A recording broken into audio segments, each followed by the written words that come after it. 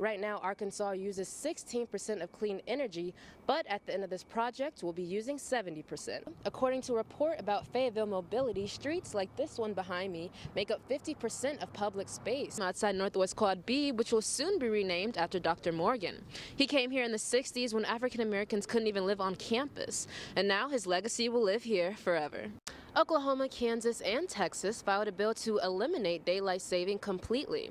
We're used to springing forward, but it may be time to hop over this tradition for good. I asked my Instagram followers today if they knew that the blue star even stood for Confederacy, and 80% of them had no idea. According to a report about Fayetteville mobility, streets like this one behind me make up 50% of public space, and that 50% is primarily designed for cars. But the city's new multi-million-dollar project will soon change that.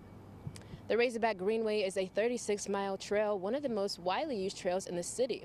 The path will take you to the lake, around campus, and downtown, but there's still many areas you can't access safely on bike or foot. This new program will add 8 new trails. You know, sometimes we hear a criticism that, well, haven't we built enough trails? You know, we've got trails all over the place. And if you're not a person that rides, you may think that we have trails everywhere. But as soon as you get on your bike and try to ride to the place you want to go, you realize that we still have a long way to go. The transportation project has now been prioritized thanks to Fayetteville voters. The city is putting $73 million into fixing trails, sidewalks, and intersections. Now, Roberts is a cyclist himself, and he told me that he hopes to one day be able to safely bike with his daughter to and from school. Daylight saving was introduced to the U.S. by Germany during World War I in an effort to conserve energy, but new research says that this old tradition may be causing more harm than good. Springing forward and losing an hour can leave an insomniac extra restless. I've become accustomed to like 4 hours of sleep max pretty much every night. Elena Snow was diagnosed with insomnia when she was 12 years old. Every time you go forward or backward, it still messes up the sleep pattern that you try and figure out. Research shows that springing forward raises the risk of heart attacks by 80%. It can also take your body 5 to 7 days to adjust to the time change. For somebody who already has a sleep disorder, I could see that taking a lot longer, plus, you know, more irritability, more stress, difficulty focusing and concentrating at work or at school. Warner compares this to an extreme case of jet lag. It just messes with your equilibrium and like your personal internal clock. You shouldn't be changing that. Like, it functions the way it does for a reason. Snow thinks springing forward has a better effect on her health and mood. I feel better. I'm less irritable. I wake up at a more reasonable time. Just like everything kind of aligns a little bit better. Oklahoma, Kansas, and Texas filed a bill to eliminate daylight saving completely.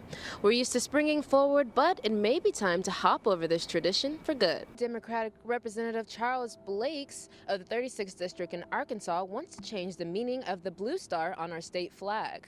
It currently represents the Confederacy that was first here, but it could soon honor Native American tribes that were here first.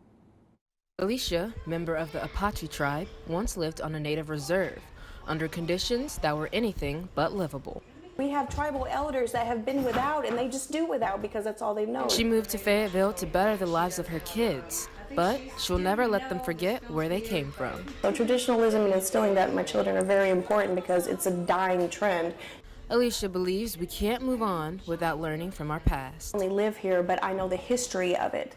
We can't just stop at America's history, because what is America's history without Native America history? Workers at the Native American Museum in Bentonville pride themselves on educating visitors about original tribes in Arkansas, such as the Quapaw, Caddo, and Osage tribes. They think this bill will bring much needed awareness.